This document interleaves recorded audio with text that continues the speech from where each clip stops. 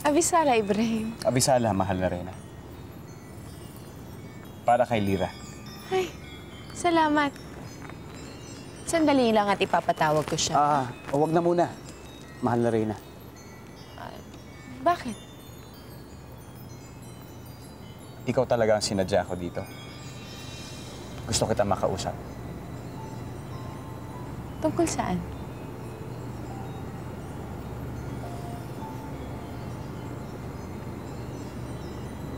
Anong nalalaman mo tungkol sa akin? Sa aking lipid?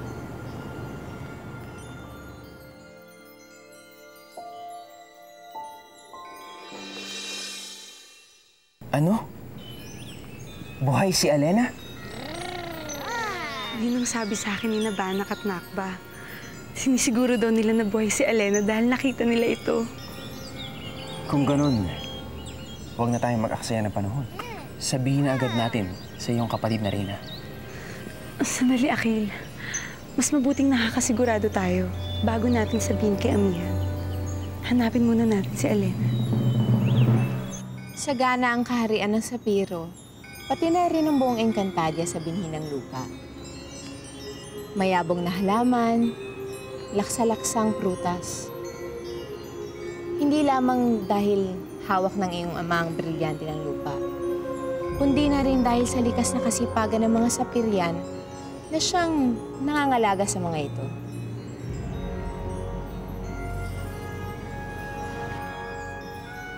Mapa ito ng aking ama. Prinsipe rin siya gaya mo. At kadugo ni Haring Armeo.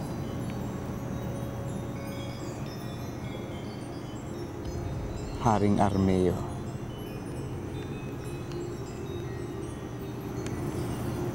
Ang aking ama. Hindi anyo ng diwata ang lalaking nakita ko sa talon, Cassiopeia. Hindi siya taga-Encantadia. Hindi lahat ng ipinakikita ng talon ay diwata o engkantado.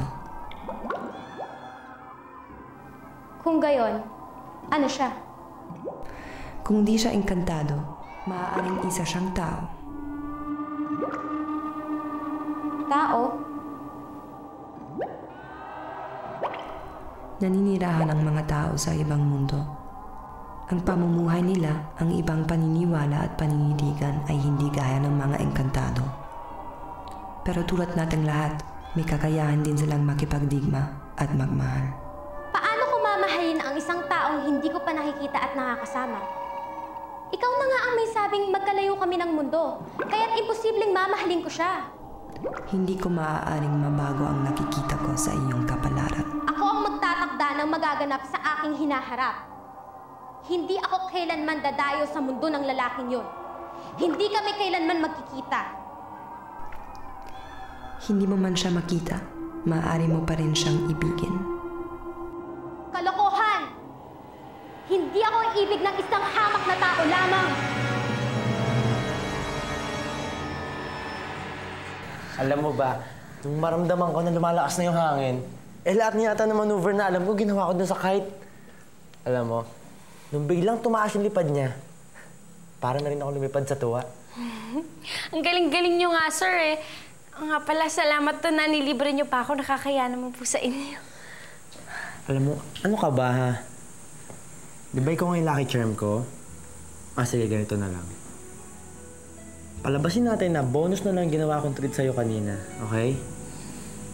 Tsaka pwede ba? Huwag mo na ako sinisir. Please? Total, hindi naman nagkakalayo age natin, eh. Opo, sir. Sir? Anthony.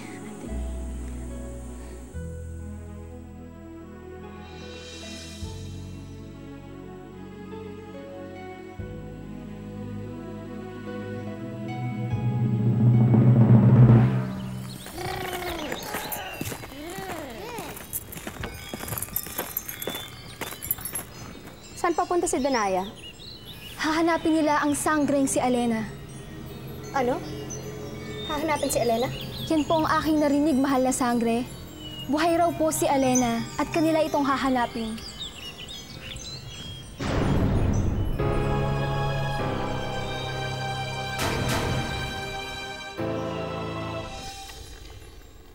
Naalala ko ang aking ama sa kanya kanina nung umiiyak siya. Tulad ni Itay, nawalay din si Ibrahim sa kanyang kaharian. Alam mo, naramdaman ko na nakiisa ang aking damdamin sa kanya. Siguro dahil yun sa aming dugo. Sa aming dugo na may isang pinagmulang lipi. Ikaw ang reyna ng Encantadia. Alam mong hindi ka maaaring magmahal. Huwag kang mag-alala, Imaw. Hindi ako umiibig kay Ibrahim. May dala pa bang suliranin mga pinagtapat ko sa iyo, Ibarro? Nangihinayang lang ako, Ama. Sana nalaman kong lahat ng kapiling ko pa si Elena.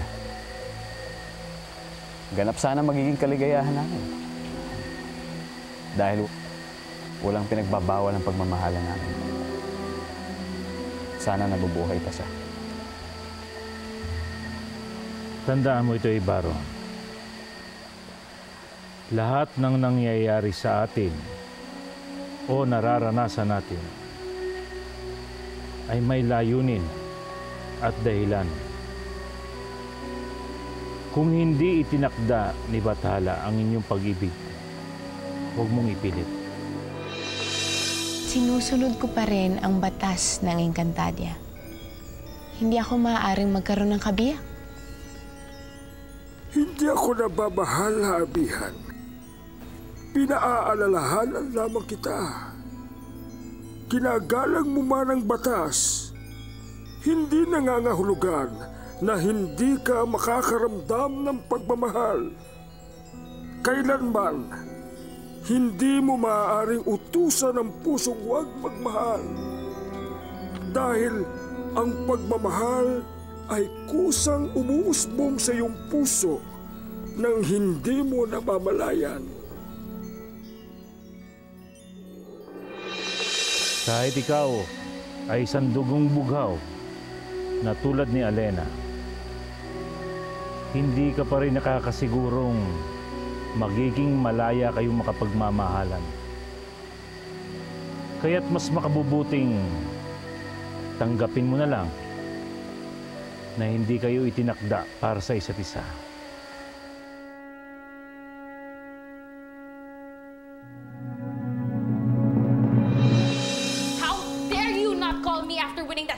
Game. I've been waiting all this time for you to apologize to me, but you didn't. Alam mo, hinanap ka namin dalawa ni Bono. I was trying to call you, pero hindi mo sinasagot yung cell mo. Dapat nga ikaw mag-apologize sa akin eh. Kasi bigla ka na lang nawala sa event. So it's my fault pa. Alam mo, kung hindi ka lang nakikipaglandian dun sa katulong mo, you'd notice na wala ko dyan sa tabi mo. Huwag mong idadamay dito si Mila dahil wala siyang kasalanan, okay? Bakit? Anthony, si Brutus, hindi niya yata humihinga. Pwede ba? Will you just stay away from my boyfriend? Sumasobra ka na! Marge! Pwede ba? Di ba sabi ko huwag mo idadamay si Mila? And please, don't call me your boyfriend. Wala tayong relasyon. Anthony, darling. Pwede, tama na. If you can't shut your mouth, iwanan mo na lang ako. Just leave me alone. Tara, Mila, sumama ako sa klinik. Brutus. Brutus. Ma'am! Palagay ko may milagrong ginagawang babae niyan dito sa bahay. Ilang araw ko nang napapansin na panay ang pag-uusap nila ni Sir. Ma'am!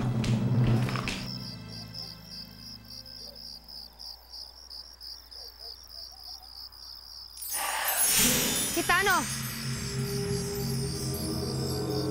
Serena, anong ginagawa mo rito? Mabuti na lang ang nagkita tayo. Bakit? Kailangan mo itak si Elena. Ngayon na. Anong problema? Si Danaya, papaakyat na ng bundok. Hindi ko alam kung paano niya nalaman ng tukol kay Elena. Pero kailangan maunahan mo sila. Sige na, itakas mo si Elena.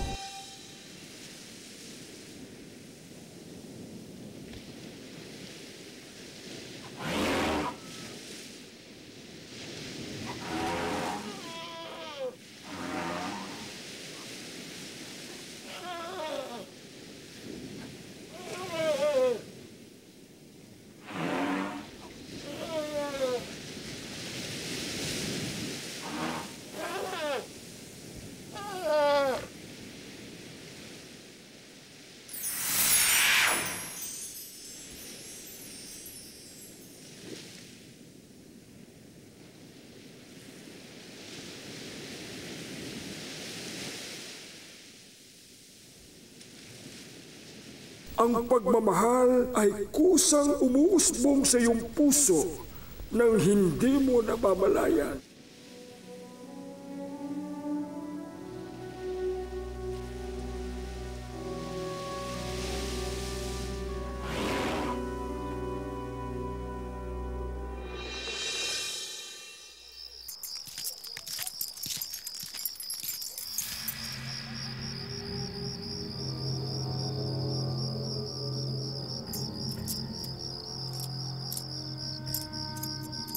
Malayo-layo na rin ang ating nalakbay, Danaya. Bakit? Malapit na ba tayo?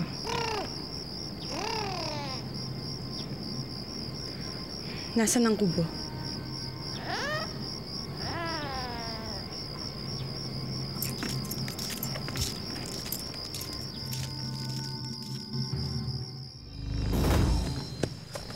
Kesha, aalis tayo. Tatakas tayo. Saan tayo pupunta? Kaya magtanong.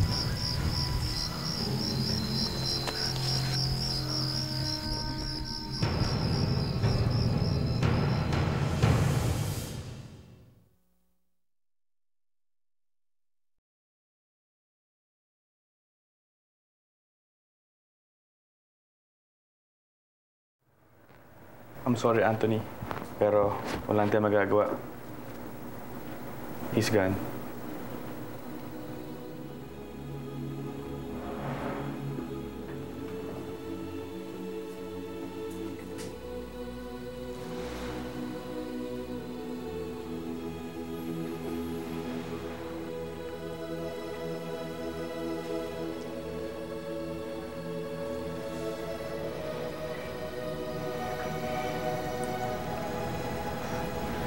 Dana.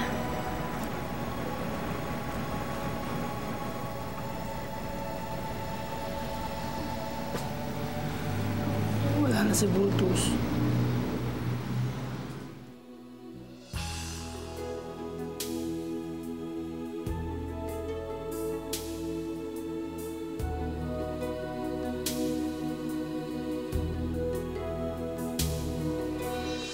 Bisa bilis! Bisa mo!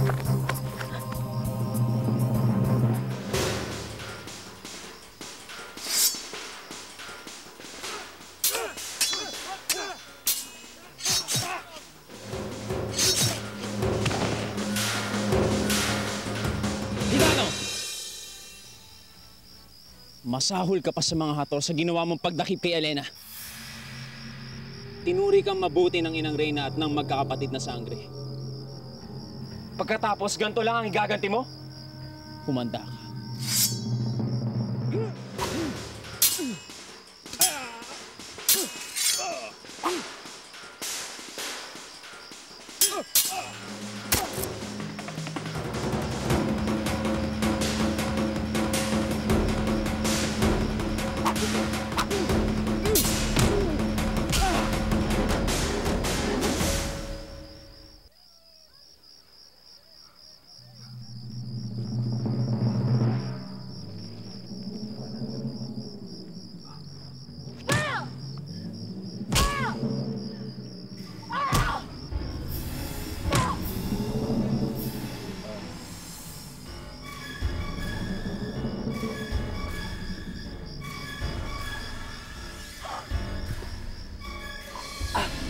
Mahal na sangre. Mahal na sangre. Danaya! Hayaan mo nang ang mahal na Reyna ang maghatol ng kaparusahan sa kanya.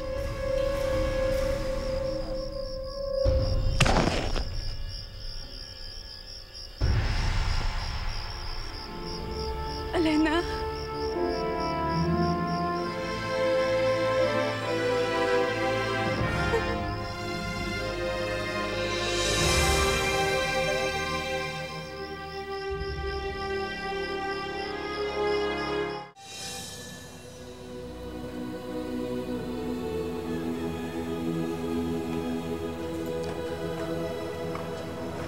Ang lungkot. Ganito rin yung nararamdaman ko maghiwalay kami nung kaibigan ko. Ang lungkot-lungkot mo. Ngayon, pareho na sila sa Brutus. Pareho na sila na-goodbye sa akin.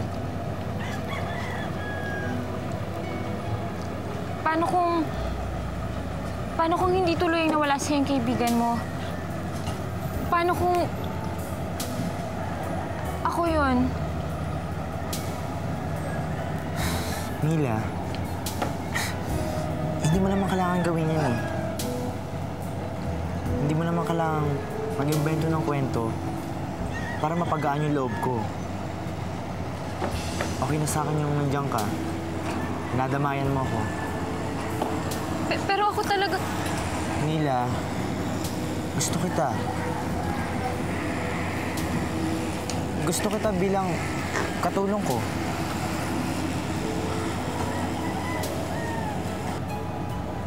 Malaking bagay sa akin na nandiyan ka. Na ikaw nag-aasikaso sa akin.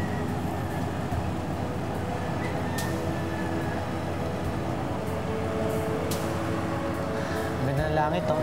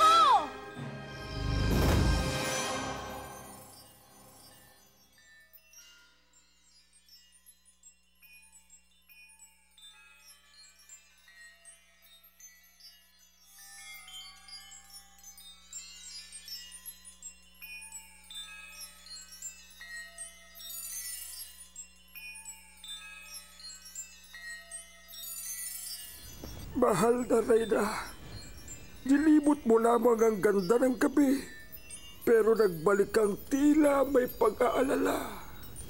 Kailangan pag-aralan ko kung paano utusan ang puso ko na huwag itong umibig.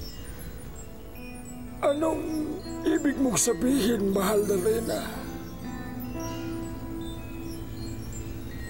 Pinalalahanan mo ko, Imaw. Pero tuluyan na yatang nahulog ang loob ko sa kanya. Mahal ko na yata si Ibrahim. Huwag ka munang makipagmabutihan sa kanya, Amihan. Para na rin sa ikatatahimik ng iyong kalooban. At para sa kapakanan ng ating kaharian.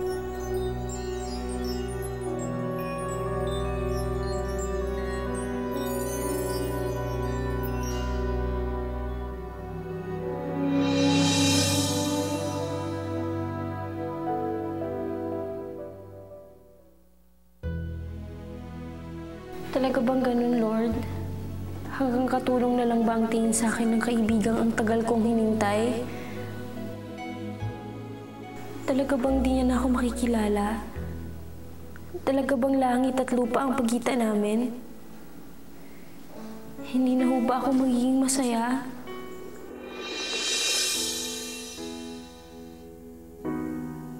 At kulang pang magpaalipin sa iyong piling. Kunin ko man lahat ng mga tala, sa akin ay di ka dapat maawa. Higit pa riyan ang aking gagawin upang iyong dinggin. Bakit ganun? Bakit gustong-gusto ko siya makita? Bakit natutuwa ako pag minamasdan ko siya?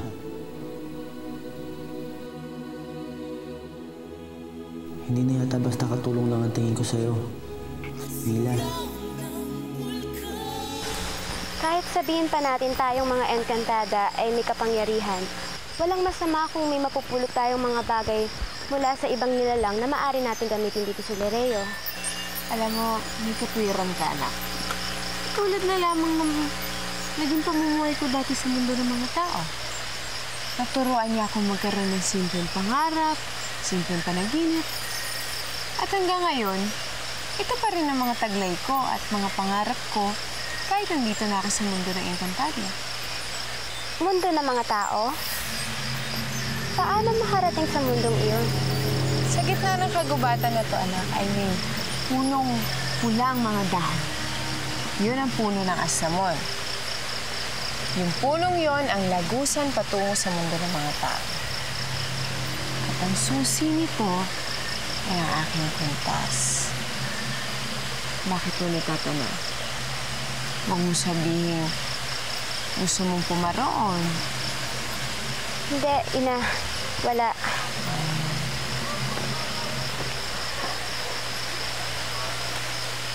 Mahal na Reyna, ipagpaumanhin niyo po ang aking paggambala. Dumating na po ang mahal na sanggring Danaya at si Punong Akil. Lira, anak. Harapin ko muna ang Ashley Danaya mo, ha?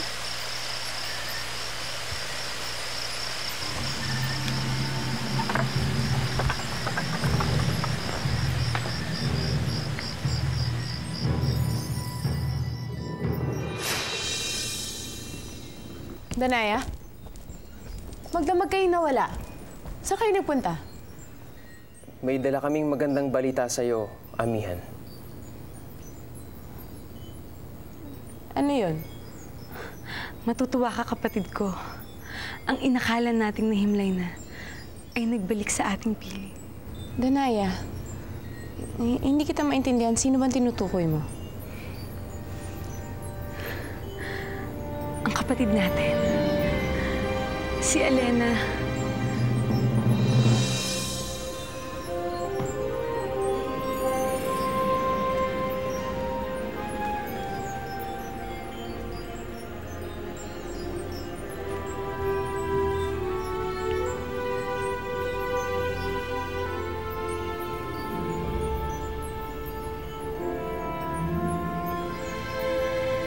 Elena?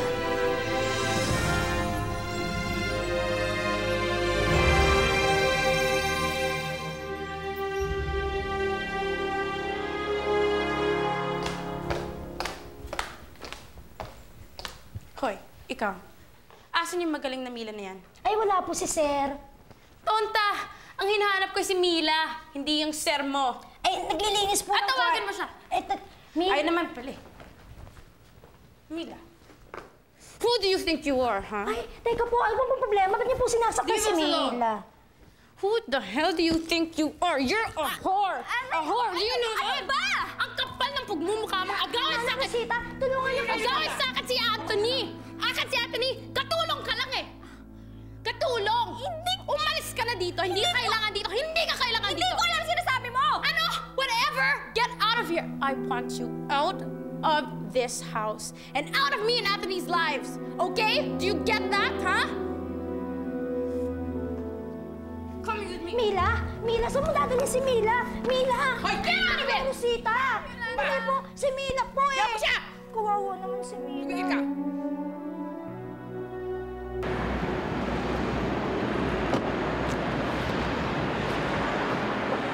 Hi, Tita Del! Ay, kumusta, iho? Ito. Parang pupunta kayo sa party, ah. Hindi lang ako. Pinabili lang naman yan ni Marge.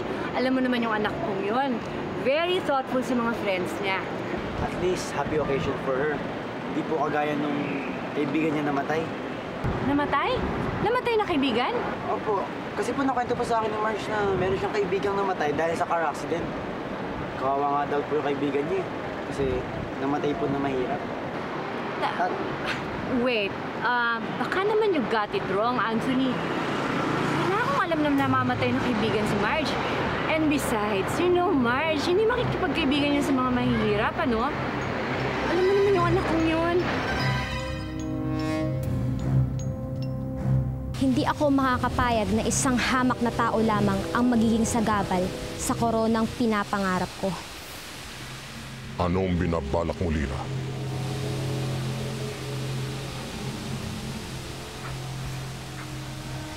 Magiging palaisipan na sa akin ang lalaking yun. Kailangan matigil na to.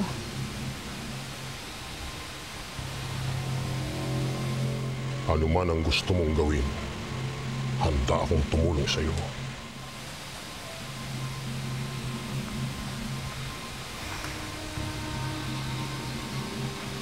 Pupunta ako sa mundo ng mga tao.